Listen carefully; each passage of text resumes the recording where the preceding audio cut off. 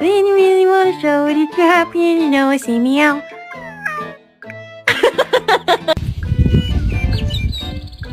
Yeet.